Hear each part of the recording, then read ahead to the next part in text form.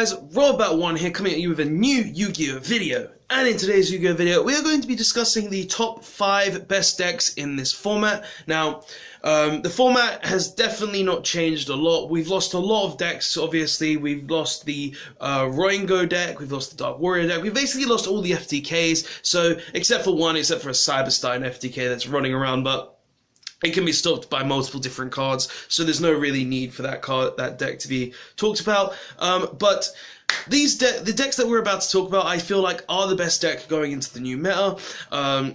They obviously show the best, most potential, the best chances of winning, and honestly, they are going to be very powerful in this format. So this is just my personal opinion on what the top 5 best decks are in this format. So for the let's say the January ban list format or the February format, whatever you want to say, these will be the top 5 decks. So let's get into it. So for number 1, for the 5th best deck going into the format, I believe that will be Trickstar. Now, Trickstar, they only lost another scapegoat on this ban list. They only lost another scapegoat, but even though they lost another scapegoat, they actually did gain some new cards. They gained the new field spell, Trickstar Life Stage, which allows you to generate tokens, and they gain Trickstar Carabine, I believe that's her name, which is essentially an Honest for the Trickstar deck. So, and can also special summon herself to be a 2k body.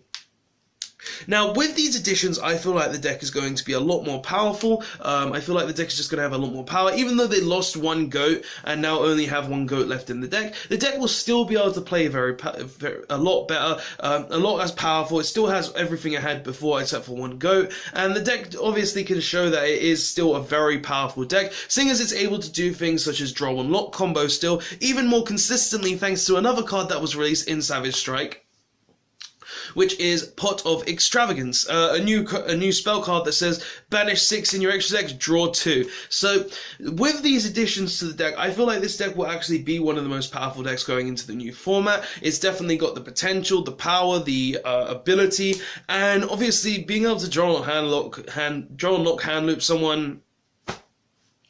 It's gonna be like that. It's gonna be like that. Well, where if you can just like take away your opponent's entire hand, which wasn't stopped by Konami, even though it's now even more consistent thanks to cards like Pot of Extravagance, it's not really fair. Plus, the deck has a new Honest, as I said, and the Life Stage gives you more token generation, so losing the Scapegoat isn't a big problem for the deck, which I feel is fine. So, Trickstar, I can definitely see them being the 5th best deck going into the new format. I might play them at one point, I don't know, I've tested them, they're kind of fun and interesting, but it's not really the deck for me, even though I know the deck is consistent, the deck is great, but it's a deck that you can win with very easily, and I definitely feel like it's the 5th best deck. But for number 4, I believe is Solomon Great. Yes, Solomon Great, the new Cyberse archetype, or Cyberse, which is the Soul Burner archetype that essentially says, well, I'm going to create a board of negates, or I'm going to OTK you. And in Savage Strike, and obviously not next week but the week after, we'll be getting the Solomon Great starter deck, which essentially gives us all the cards we're missing, such as the Solomon Great Phalanx, such as the Field Spell, the Solomon Great Gazelle, the Solomon Great Stalio, and these additions are what needed for the deck. So yes, the deck will be coming out in 2 weeks, but it will still be one of the best decks because the deck is able to build a board that can disrupt up to 2 times. And I know 2 disruptions isn't amazing, but that's the least it can normally do. It can also do other things as well, seeing as it will have one disturbance that can destroy up to 3 cards. If you've got if you've linked with a Solomon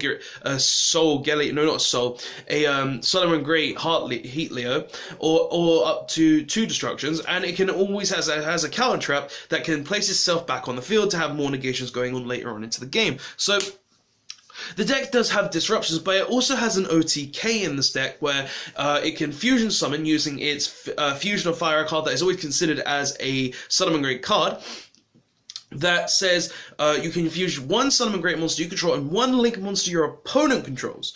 Very important to know that it can link with your fusion with your opponent's cards, and then make the fusion monster that basically gains half the attack of all the fusion materials, and if it attacks a monster with a different attack value than its original, so if it was like 100 off, then its attack gets doubled. And essentially the point of that is you want to make the Heat Leo, link it away with another copy of itself, then essentially target a monster with very low attack in your graveyard, make opponent's monster 0, then attack for game with like 8k or something damage. So the deck has the ability to make an OTK, it has the deck ability to make a board that can disrupt your opponent, and I believe with those things put in all together, the deck is definitely going to be the fourth best deck going into the format, this new format that we're in currently, and I can just see this deck being wild and crazy. So Summon Great, definitely a good option to pick up when they come out, plus the whole deck is very cheap, being a majority of commons and rares, and seeing as Solgaleo and the Fusion of Fire and the I believe it's called Chimera are all rares.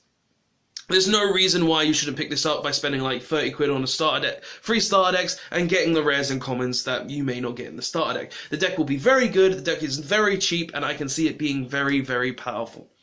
So now on to the big three. So the third best deck in the triangle format that I've talked about in the past is Thunder Dragons. Now, Thunder Dragons lost a lot on this previous ban list, well, the Danger variant did it specifically, being Fairy Tail Snow, Brilliant Fusion, Grinder Golem, and whatever other cards that got hit on the list that were used in Thunder Dragon. Oh, Gold Sarcophagus as well. This deck lost 4 very powerful cards in its deck. It lost the ability to essentially create those big boards that your opponent can't really stop, but the deck is still capable of making those big boards, even though you don't need dangers, and you never needed dangers to do it. And basically, this deck is still very powerful. Even though it got hit quite extensively on the current ban list, the deck is still very powerful, being able to make still a triple Colossus board with another Link monster in the extra monster zone, being able to make a Titan double Colossus board as its most common board, in my personal opinion, to be able to have the disruption, plus being able to stop your opponent from searching. Being able to use new cards that were released from the list, such as Eradicate a Virus, which you just tribute a Colossus. If you're up against Sky Striker, choose spells. They now have no spells for the next 3 turns. Or you could pick traps against Altergeist. They have no traps for the next 3 turns. So, like, looking at those 2 cards just coming off the list, the deck lost a lot, but it also gained a lot. And also in Savage Strike, the deck gained the Lone Wolf, which is now called Lupin something, which essentially says you can banish a Thunder monster from your hand, a Thunder monster most likely, and then banish banish a monster of the same type from your deck. So you banish a Dark, and then you banish a Raw, and you get Raw effect, and you get Dark effect. Summon 1 from deck, add 1 from deck. And also you've got stuff like the Reaper Docus, which allows you to change types to make the Summon Sorcerers as well, the Chaos Dragons, all of that other stuff, just to make the deck even more better. So Thunder Dragons, they're definitely still a good deck. They lost a lot of stuff on the list, but they're still the third best deck in my opinion. Having just the ability to stop your opponent from searching, build a board that disrupts, having cards that getting a boost from cards like Lupin, Eradicate a Virus. Like, the deck's lost some stuff, but the deck is still very powerful, that in my personal opinion. Plus, it's still got free Allure. But yeah, but for number 2, we are obviously going to be talking about Sky Striker. Sky Striker, I still believe, is the second best deck in the format. The deck didn't lose anything on the list. It's still at its same power, being able to control boards very easily, being able to use Engage, being able to use multiple Engage by using Kagari to keep summoning back, being able to just gain tons of different resources throughout the deck, and just being able to beat down your opponent slowly. Plus, it got the new Link monster that allows you to gain life points every time you activate a spell card, plus stop your opponent from being able to attack with 1 monster. So the deck got a little boost from that, plus the deck has still got everything it once had. The deck is no means weak whatsoever. The deck is still very powerful, and it is the second best deck in the format, in my personal opinion, because the best deck in the format, number 1, is Altergeist. Now, You guys are probably thinking, Altergeist, that can't be the best deck. And well, you know what? I've said it every time, and I may not be right in your eyes, but in my personal opinion, it is the best deck. And there are multiple reasons to this. First of all, we got Pot of Extravagance, which is also good in Trickstar, as I said earlier, and that card makes the deck just bonkers. You don't need to play cards like Pot of Desires anymore that essentially say, I'm going to banish my main trap cards, my main cards of my deck, the cards that hurt me anymore. You don't need to give up your special summon due to Pot of Duality, which you needed to play so you could get those additional advantage draws. You now can just banish 6 random extra deck cards that you never use anyway. Like the only ones you're using are Hextia and Linkuriboh, and you just put more Hextia and more Linkuriboh into your extra deck to prevent those cards from being banished, all of them. And your deck just has still so much. Your deck still has so much. It has Impure Order. It has Secret Village. It has the new Pot of Extravagance, as I said. It has there's tons of link advantage. It has Floodgates still. Like, the deck lost absolutely nothing. The deck gained Extravagance, and that makes the deck even more powerful. The deck is still able to use Multi-Faker to the extent that it was able to before, be able to gain more additional advantage through the Multi-Faker, to be able to create boards such as OTKs, be able to create more advantage through the Fakers, being able to normal summon the Metaseek, send the Metaseek to grave, get the Faker. This deck lost nothing. This deck still has everything it once had, plus more thanks to Extravagance. And sure, you could be playing other cards in the deck. You could be playing stuff like a Trap Trick, like I do, to be able to set like Metaverse or your Impermanence, and you can still use Impermanence from hand to summon the Faker from your hand, and you can still do so much in the deck. Like, the deck has lost nothing. The deck has gained more than it actually lost, and this deck has just been boosted so much thanks to Extravagance that it truly is, in my personal opinion, the best deck. Like, Extravagance just gives it so much more power, so much more ability, so much more that it's stupid.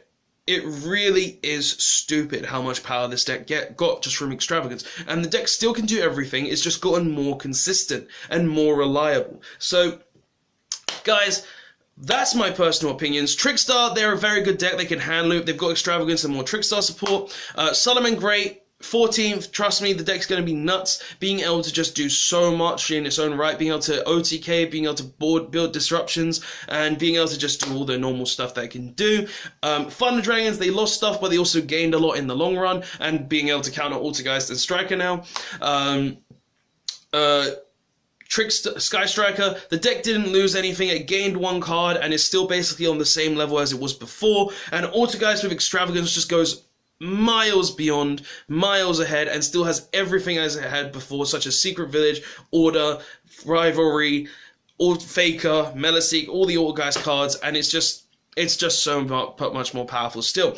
But guys, that's the video. That's the video. Those are my thoughts on these decks. These are what I personally feel like are the best 5 decks in the format. If you think differently, tell me that in the comment section below. Tell me your thoughts and opinions on what decks are better, what decks are great. If you guys want to see like a rogue variant of this video, tell me that in the comment section below. I'll make the top 5 best rogue decks in this format, because I haven't really done that in a while. But guys, this is just my personal thoughts and opinions. I feel like all these decks are great. I feel like they all have the ability to just go much further beyond than they can already do. And guys, that's just my thoughts and opinions. Tell me all of them in the comment section below, your thoughts and opinions on this video. Tell me the differences in your top 5. Tell me the differences on cards you got. Tell me if you think because other decks got cards, they're better. But yeah, tell me those in the comment section below. If you enjoyed the video, don't forget to press the like button to show that you enjoyed it. If you want to see more content from my channel, don't forget to press the subscribe button to be subscribed to my channel and get these videos in your subscription box. Don't forget to press the notification button to be notified of all videos that I upload and streams that I do at 8 PM UK time every week. But yeah, guys, that's the video. These decks are the best deck in my personal opinion. They all have the ability to just do as much as they can, and honestly, I believe I can see each one of these decks topping the YCSs and regionals coming on ahead. But yeah, guys, that's the video. As I said, like, comment, and subscribe, and Bat1 signing out. Later, guys. Thanks for watching, guys, and don't forget to like, comment, and subscribe on this video for more Yu-Gi-Oh videos, And check out the links in the description for the previous video and the link to my Facebook page where you can see previous videos that I've posted there and any other information that I may have posted there. I hope to see you guys next time, and thanks for watching.